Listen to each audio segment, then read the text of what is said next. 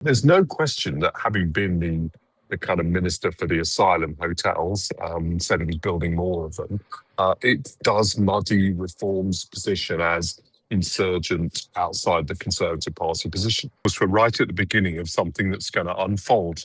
As we talk, we haven't yet heard from Robert Jenrick. I'm sure we will. What looks like firm, decisive action by Kemi Badenoch could get very messy.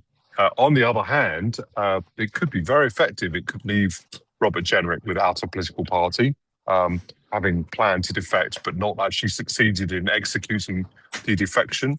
And it could make Kemi Badenoch look stronger rather than, as it would have done if he'd had the initiative, weaker. I should say all of that assumes that people are as interested as you and I and the listeners to the podcast are, which, as you know from is a constant theme of mine, won't be the case. People don't know Kemi Badenoch very well, let alone Robert Jenrick. I think this is a different kind of story, that it will have an impact on the terms of trade on the right between Reform and the Conservative Party, and possibly not in the way that it would have played out, well, definitely not in the way that it would have played out if Jenrick had been able to get his shot away cleanly. Yeah. Well, so look, this is all sort of unfolding even as we speak. So let's begin by talking about what we actually do know, which is that Kemi Badenoch, whatever happens, has taken a pretty sort of audacious gamble, which has wrong-footed Reform and wrong-footed Jenrick, as far as we can tell. But assuming what happens is what everyone expects to happen, which is that he does indeed join Reform, how long does she retain that advantage? Well, first of all, I'm not sure I definitely expect that to happen. I think it's really quite possible that Nigel Farage thinks the shock of him joining was very valuable. The fact of him joining would constitute a challenge to Farage's own leadership. It hasn't been a very happy experience for Kemi having Robert Jenrick in the shadow cabinet, and I'm not sure it would be for Richard Tice, for Zia Yousef, or for Nigel Farage. So I think it's really quite possible they'll say, we haven't completed this discussion and we don't want him. But if, assuming that they do, which I think would probably be the more sensible judgment, and Farage is pretty politically astute, so he'd probably take the more sensible judgment. Assuming they do, yes, it will definitely be one of those things that was good on day one, but less good as we progress. I mean, what Jenrick provided for the Conservative Party was a mixed blessing. It was very effective. I mean, we're going to talk about that in the main podcast at the Conservative Party's message on, for example, law enforcement or on immigration. But it came each time he did it with, is this a leadership challenge? Is this the language the Conservative Party wants to use, the tone that they want to strike? And I think it wasn't. Actually, it was uncomfortable for Kemi every time that he did it, but it wouldn't have that effect for Reform. So for Reform, it would just be an unmediated success. So he definitely would strengthen them, provided his ambition does not cause real tussles inside the party, which is always a problem in Reform. So it's not a simple decision for Farage, actually. Putting personalities to one side, there's like kind of like a clarity to it, because Jenrick was becoming an ill fit in the Conservative Party. His politics seemed closer to Reform at the moment. Does that mean that kind of the right, or at least that bit of the right, if he joins Reform, is more united? There's a more clear offering there. Well, it certainly strengthens her leadership internally, because it removes the obvious challenger to the leadership, but it puts the challenge external to the Conservative Party, where I suppose it is already anyway. It's in that way a mixed blessing. Robert Jenrick doesn't disappear. It's just the nature of his challenge to Kemi changes. We'll see how it plays out. A lot depends now on Nigel Farage's decisions. It's an interesting thing you say about Jenrick's politics not being in the Conservative Party. I think the truth is it was part of the Conservative coalition, but fitted not very well inside the shadow cabinet, because it was very difficult for everyone to accept collective responsibility for his rhetoric. Let's take, for example, his position on the judiciary. I'm sure that would have been very difficult for David Wolfson, whose position, who's the shadow Attorney General and the man who did the the report on the EHR and the ECHR, because Jenrick was much more outspoken about individual judges, whereas the sort of Tory prudential position is politicians wouldn't attack individual judges. So he did things that were sort of part of the Conservative coalition, but pretty hard for a Conservative leader or a Conservative Attorney General to take responsibility for.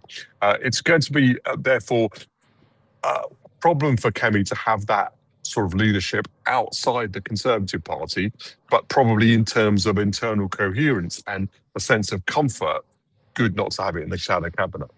Well, when it comes to that internal coherence, your view in the past has been that Kemi Badenoch should focus the Tories on the economy and firmly on the economy, not so much on reforms territory, the kind of immigration, culture wars and so on. Yes. This presumably makes that a lot more straightforward.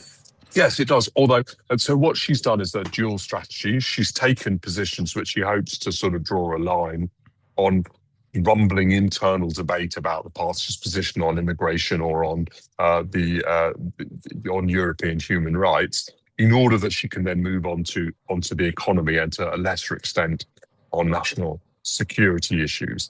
But you can't ignore the fact that obviously migration and Europe and the European Human Rights Court is a huge issue, and this will just take that debate outside the Conservative Party. So the issue really is: do people, not just Tory MPs, but the right-wing voters, follow him because he represents a strand of thought that's now going outside the Conservative Party, or do they follow her because she's now showing a degree of steel and leadership? My view of how this will play out, first of all, I don't think it'll be quite as profound as we all think, or as long term. But secondly, as we know the facts now, in other words, before he's had a chance to speak and say what he's going to do, before Farage makes his play, it would seem to me to strengthen her because people like strong leadership, and this will give her a bit of profile and impact that previously has been solely inside Westminster, whereas now I think a few more people will hear of that. So we'll it seems a bit weak to say we'll have to see, but there are an awful lot of conflicting bits of this we will have to see. And look, from Nigel Farage's perspective, I suppose if he does take Jenrick, then he runs the risk of beginning to look a bit like the kind of sort of Boris Johnson Conservative Party in exile. But then if he doesn't, that sort of seems to, that argues against taking any more Conservatives, and that leaves a big hole in his strategy of how he even puts together a kind of, a front bench, a parliamentary party at all.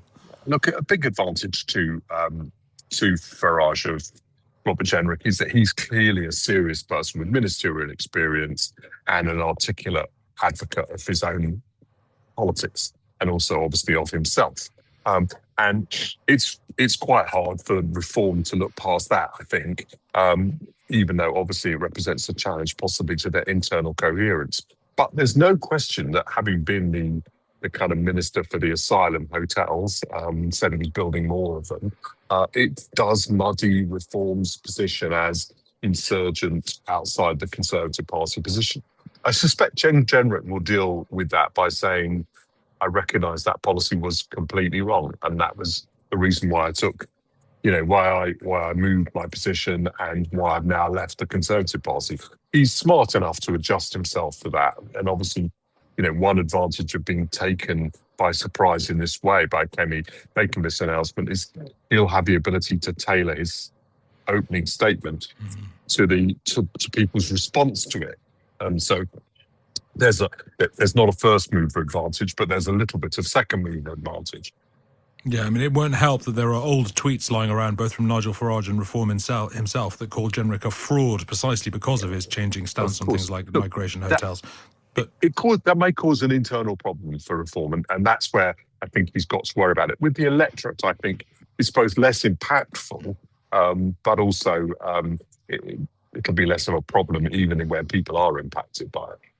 Look, finally, when it comes to things left lying around, in our understanding, this basically happened. This was a sacking which came about as a result of a resignation speech left on a photocopier. In your encyclopedic knowledge of weird resignations of times past, is this a first?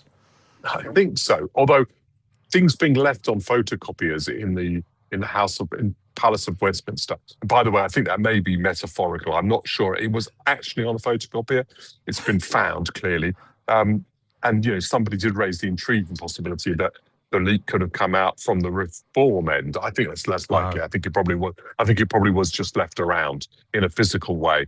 But possibly not on a photocopier, because I'm not sure the House of Commons even has the photocopiers that used to have when I worked, with people like David Oath. But people were constantly leaving policy documents on it, and Labour left, one of its entire manifesto documents once on a copier, and that was a disaster for about 2 hours, and then it turned actually into a disaster for the people who found it, since it only said all things Labour wanted to say. So I noticed Kemi hasn't published Jenrick's letter. Clearly that's because it contains a lot of things Jenrick would like to see publicised. Yeah, I mean, presumably we'll see that before long. Look, Danny Finkelstein, thank you very much.